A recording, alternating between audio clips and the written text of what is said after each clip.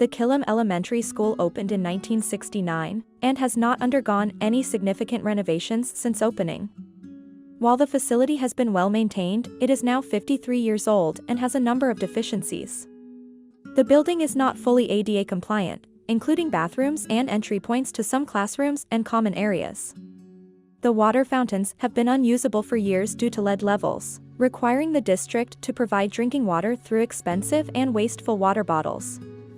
Many of the windows and doors are original to the school, so they are not energy efficient and create challenges with maintaining comfort levels. There is a fire alarm system, but no fire suppression system. Sightlines to the main doors are poor, presenting a security concern. Due to the age of the foundation, there have been some issues with water infiltration.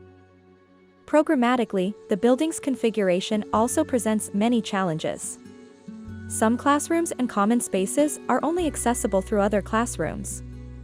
The library/media center is an open space located at the crossroads of the building, which makes it difficult to maintain a quiet environment or use the space for special education or other services that may call for a degree of privacy. The needs of students and our understanding of how to provide appropriate interventions have changed over the many decades since Killam was built, and the building doesn't adequately support the space requirements for these needs. Tier 2 supports, such as small reading groups, are taking place in open settings, including hallways.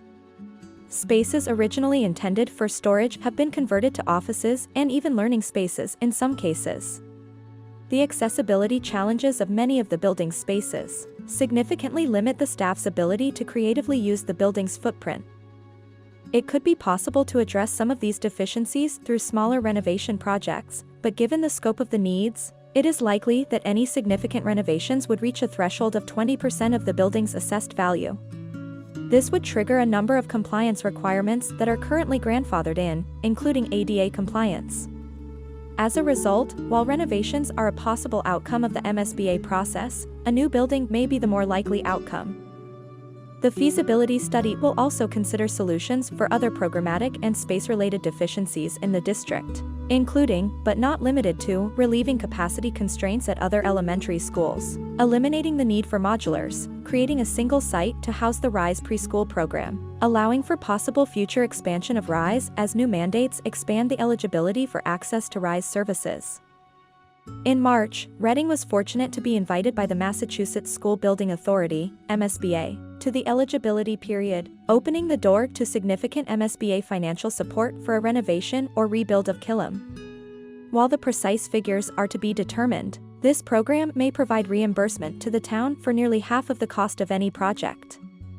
RPS and town staff have been working diligently over the last several months to meet the numerous requirements to graduate from the eligibility period into modules 2 through 5, which will allow us to form a project team, conduct a feasibility study, develop a schematic design, and pursue town and MSBA approval to enter into an agreement around project scoping and funding.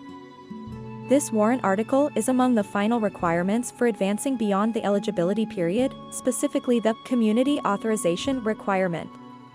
It provides an affirmative vote from town meeting as an indication to the MSBA that the town is likely to support a project that emerges from the design phase, and B, provides the funding required to proceed through modules 2 through 5, including hiring an owner's project manager, OPM, a designer, and paying for a number of analyses and studies related to the site that may be required.